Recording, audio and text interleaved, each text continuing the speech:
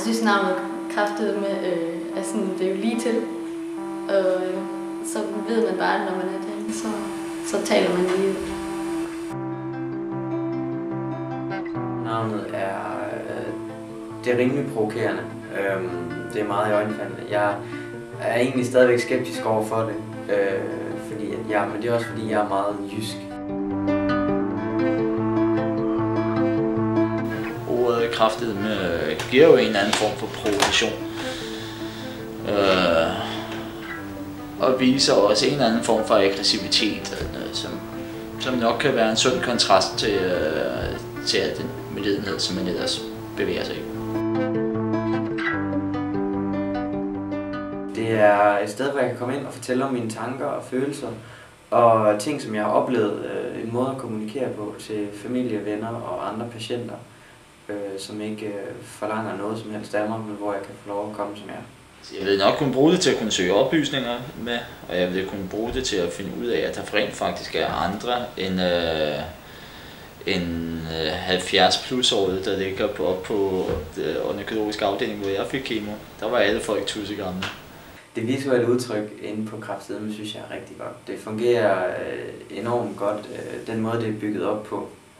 Farvevalg, billeder, det kan jeg enormt godt lide. Det er sådan lidt nogle sjove ting. Altså det minder en om hospitalet på den humoristiske måde. Det er relevante billedkompositioner og relevante ting, som ligesom vækker noget i mig. Det er ikke noget, jeg føler ikke, det er ligegyldigt. Jeg har også meget mærke til det med dropposerne med hår i og saksen og sådan noget. Det er sådan nogle ting, man også genkender igen fra hospitalet. Det er næsten sådan nogle drømme, man næsten godt kan have med hår i en droppose, fordi det kunne man næsten ligesom noget, man gerne vil have tilbage igen. Jamen, jeg kunne godt lide det visuelle udtryk. Så der var sat nogle forskellige situationer sammen, som egentlig gav nogle meget pudsige indtryk.